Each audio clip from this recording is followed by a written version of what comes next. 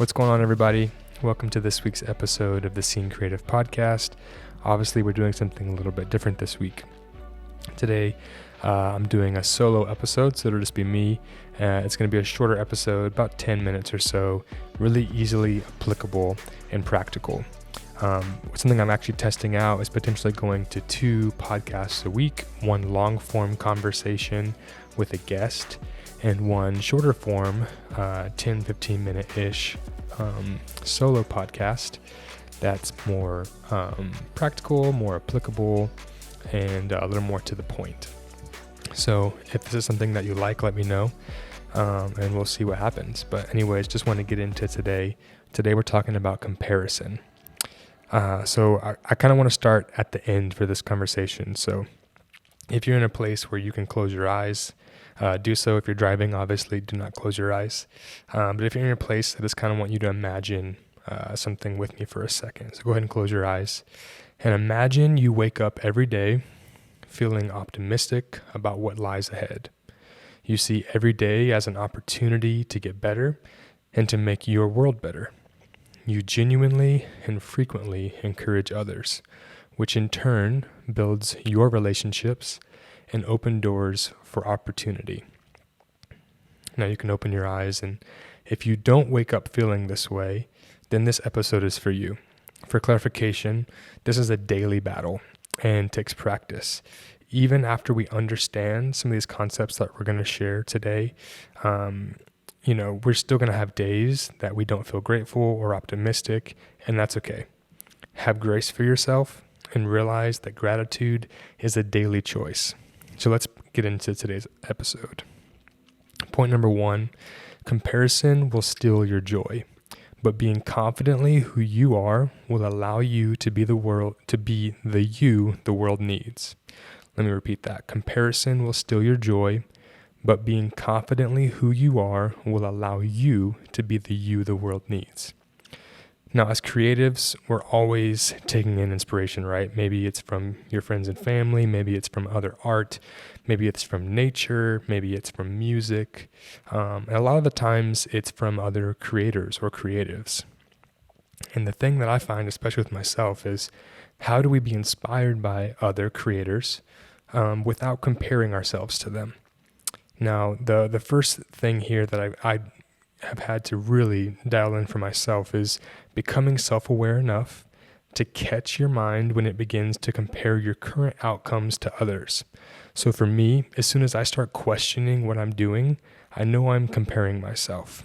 Now, there's a difference between questioning that leads to getting better or being more effective and the external negative pressure that makes you feel like you should be doing something that someone else is doing. The second point here is to learn to see the unique way you can use a system or goal someone else has, but in your current context. Now, context is the key to this. Other people's system and goals should be carefully considered and evaluated within your own context. Be careful not to plug and play someone else's experience into your own. They simply are not the same. The third point here is to make celebrating others a daily habit. The easiest way to do this, a lot of us are on our phones every day. The easiest way to do this is just comment on people's posts and stories. Be genuine and just engage with people digitally, but primarily in person.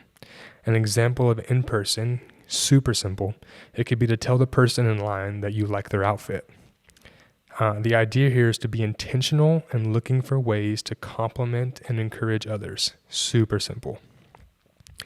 Now, we've talked a little bit about comparison now, but the truth is a lot of us really deal with something even deeper than this.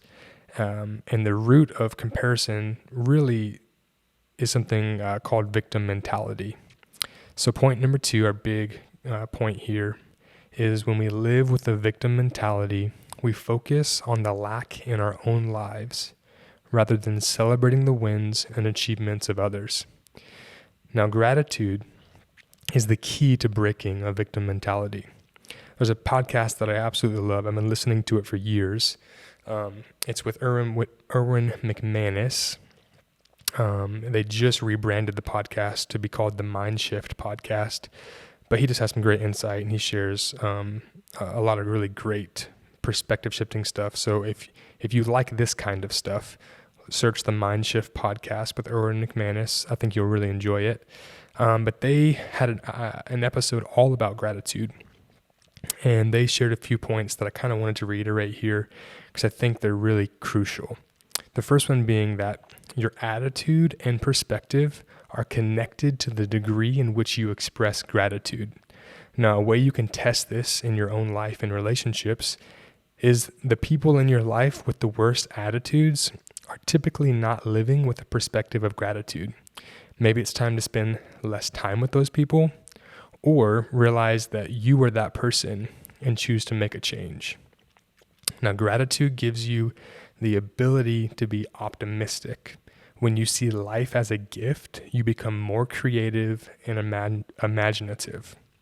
Being ungrateful blinds you to the opportunities and possibilities that are all around. A lot of us wonder maybe why good things are not coming our way, why that person is succeeding and I'm not, or why everything bad seems to always happen to me. If you feel this way, gratitude is at a deficit in your life. Let me say that again. If you feel like good things are not coming your way, and that other people are succeeding and you're not, and that everything bad always seems to happen to you, the key to this is gratitude. The best measurement of gratitude is how you react when things don't go your way. So today's big question, and the thing we're going to ponder on this week, is how do you respond when things don't go your way? I want you to think about this question this week. Start taking steps to live a life filled with gratitude. So let's do a quick recap. Like I said, it's going to be super short today. Let's recap really quick. So comparison will steal your joy, but being confidently who you are will allow you to be the you the world needs. Become self-aware enough to catch your mind when it begins to compare your current outcomes to others. Learn to see the unique way you can use a system or goal someone else has, but in your current context. Make celebrating others a daily habit. When we live with the victim mentality, we focus on the lack in our own lives rather than celebrating the wins and achievements of others. Your attitude and perspective are connected to the degree in which you express gratitude. Gratitude gives you the ability to be optimistic. When you see life as a gift, you become more creative and imaginative. A lot of us wonder why good things are not coming our way, why that person is succeeding and I'm not, or why everything bad seems to always happen to me. Remember, if you feel this way, gratitude is at a deficit in your life. The best measurement of gratitude is how you react when things don't go your way. The big question, the thing we're going to think about this week, how do you respond when things don't go your way?